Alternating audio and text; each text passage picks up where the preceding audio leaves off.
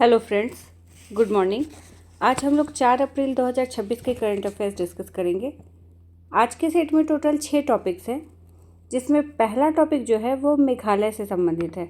तो मेघालय ने पूरे राज्य में कनेक्टिविटी को बेहतर बनाने के लिए स्टार लिंक के साथ साझेदारी की है। इस साझेदारी का उद्देश्य क्या है? तो राज्य के दूर दराज और कम सुविधा वाले क्षेत्रों तक हाई स्पीड इंटरनेट पहुंचाना। इस उद्देश्य से मेघालय ने स्टारलिंक के साथ साझेदारी की है और ये पूर्वोत्तर राज्यों में डिजिटल खाई को पाटने की दिशा में एक महत्वपूर्ण कदम है।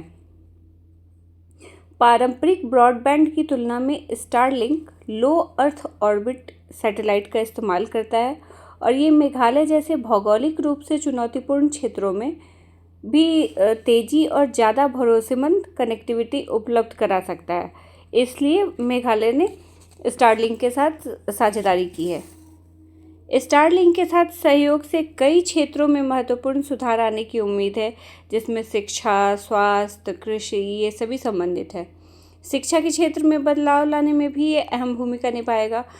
वो कैसे? तो दूर दराज के स्कूलों को ऑनलाइन लर्निंग प्लेटफॉर्म के साथ साथ डिजिटल क्लासरूम तक पहुंच मिल सकेगी। तो शिक्षा के क्षेत्र में भी इसमें ये काफ़ी योगदान देगा। इसके साथ ही स्वास्थ्य क्षेत्र की अगर बात करें तो बेहतर कनेक्टिविटी से टेलीमेडिसिन सेवाओं की शुरुआत संभव हो पाएगी और साथ ही आपातकालीन स्थितियों में त्वरित सहायता सुलभ हो पाएगी। जैसे अगर कभी डॉक्टर अवेलेबल ना हो तो ऑनलाइन डॉक्टर से परामर्श किया जा सकता है। तो ये सारी सुविधाएं भी उपलब्ध हो पाएगी इंटरनेट व्यवस्था वहाँ मौजूद होने की वजह से। और किसानों और स्थानीय व्यवसायों को भी इससे लाभ मिलेगा। किसानों को खेती के बारे में अलग अलग जानकारी प्राप्त हो पाएगी, साथ ही वो ई कॉमर्स का हिस्सा बन पाएंगे।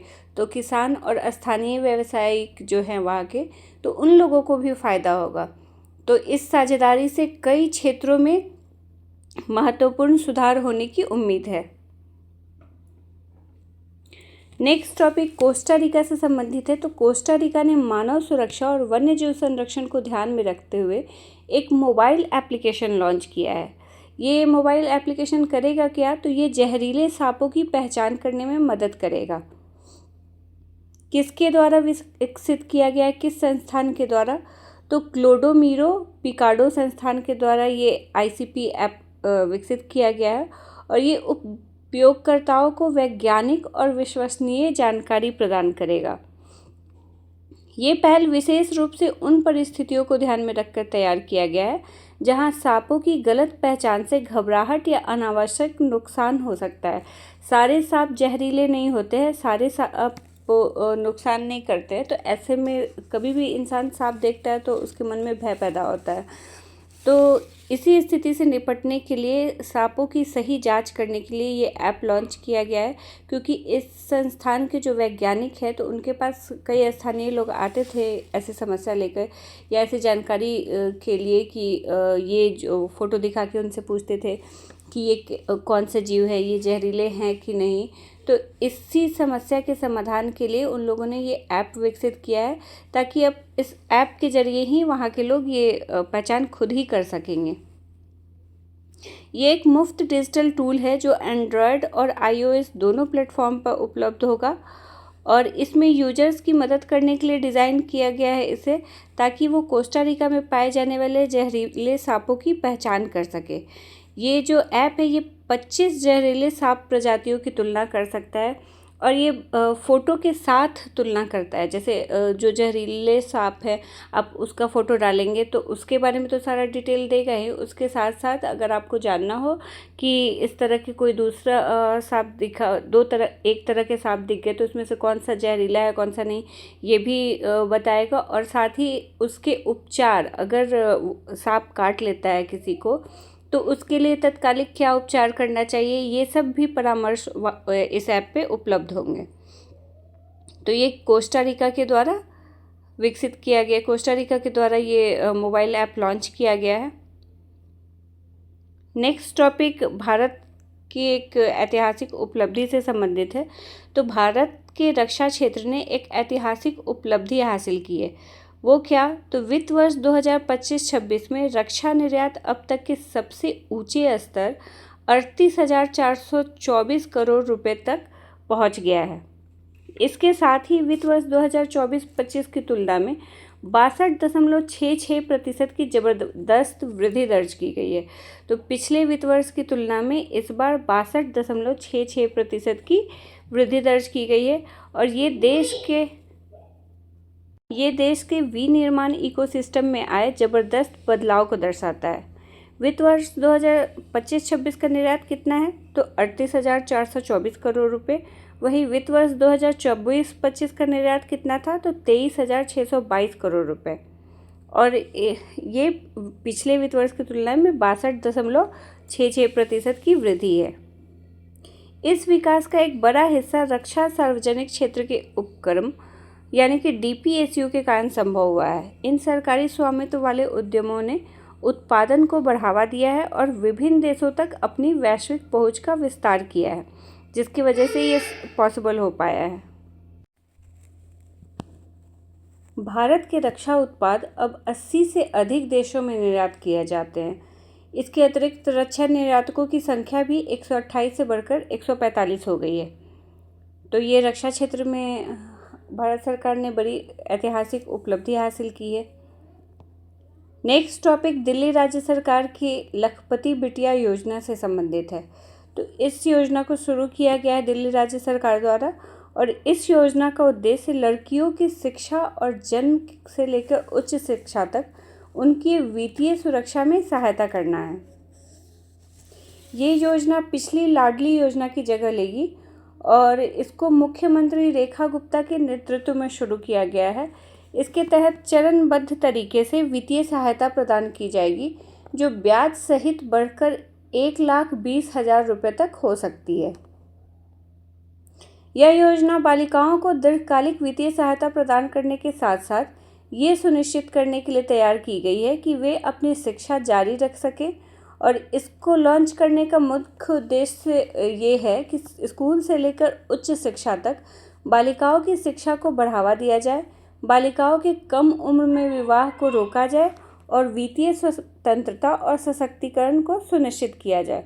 तो इस उद्देश्य से ये लखपति बिटिया योजना शुरू किया गया है दिल्ली राज्य सरकार द्वारा। अब आर्थिक सहायता जो दी जाएगी उसका विवरण देख लेते हैं। तो जन्म के समय 11,000 रुपया दिया जाएगा। वही कक्षा 1, 6, 9, 11 और 12वीं में से प्रत्येक के लिए 5-5 हज़ार रुपये। 1 साल का अगर डिप्लोमा कोर्स करती है तो 10,000 रुपये और 2 से 3 साल के डिप्लोमा कोर्स पूरा करने पर 20,000 रुपये की राशि दी जाएगी। वहीं 4 साल के ग्रेजुएशन कोर्स पूरा करने पर 25,000 रुपये की राशि दी जाएगी। कुल लाभ 61,000 रुपये तक पहुंचेगा और मैच्योरिटी के साथ ब्याज सहित ये जो राशि होगी ये लगभग 1,20,000 हो जाएगी। ये राशि किस्तों में जमा की जाती है लेकिन इसे केवल 12वीं कक्षा पूरी होने के बाद या 18 तथा 21 वर्ष की आयु पूरे होने पर ही निकाला जा सकता है। मतलब ये आपके अकाउंट में जमा होते रहेगा लेकिन आप इसको निकाल नहीं सकते। इसको आप तभी निकाल सकते हैं जब आप 12वीं की कक्षा की पढ़ाई पूरी कर लें या 18 या 21 वर्ष की आयु पूरी कर लें।